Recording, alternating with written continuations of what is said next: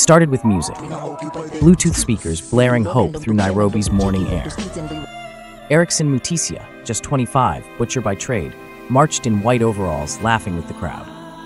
David Chege, a 39-year-old software engineer and Sunday school teacher, raised his hands, singing. Across Parliament Road, young Kenyans danced and shouted. No stones, no guns, just voices. By sunset, Parliament Road was soaked in blood, and Kenya's Gen Z had learned something powerful. When the system bleeds you, you bleed louder. It was supposed to be a peaceful protest. Water bottles in hand, TikTok live streams running, young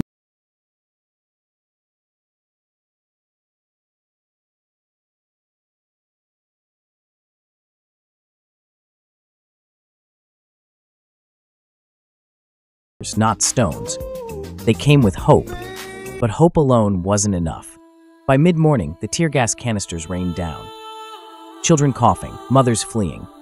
Protesters raising their hands, shouting, "We are peaceful." Still, the truncheons fell. Still, the bullets fired. Yet the crowd kept coming, kept believing. At 2:20 p.m., they broke through. Parliament's gates shattered like glass. It wasn't violence. It was hunger. Hunger for dignity, for justice, for a voice that mattered. Then, the shooting started. Erickson Mutisia, in his white butcher's overalls, raised his hands again. "We are peaceful," he mouthed. A bullet tore through him. He collapsed onto the Parliament Road, blood pooling around his feet. David, the teacher, the dreamer, fell moments later, a purple hoodie turning black with blood. In this footage, you'll see it yourself.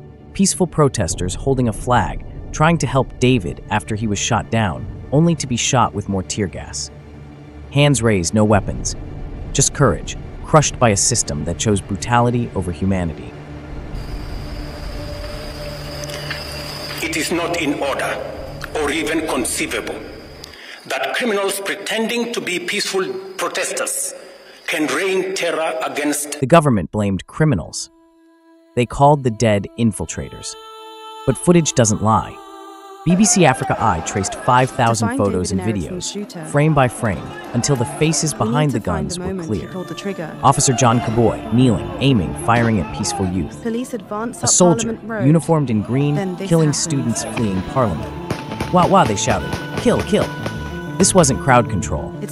This was a purge. And yet, they failed. For every bullet that fell, a brother, a sister rose. 2/3 of Kenya's counties erupted. Nairobi, Kisumu, Mombasa, Eldoret. The streets sang a different song now. We are not afraid. And when President Ruto withdrew the finance bill days later, it wasn't because he wanted to. It was because the blood of the fallen demanded it. On June 25th, 2024, Kenya's Gen Z learned something our ancestors knew well. Freedom doesn't come by waiting. It comes by standing up, even when your hands are empty. It comes by marching forward, even when bullets meet you first. They tried to kill the dream, but in doing so, they made it immortal. And this generation, they are just getting started.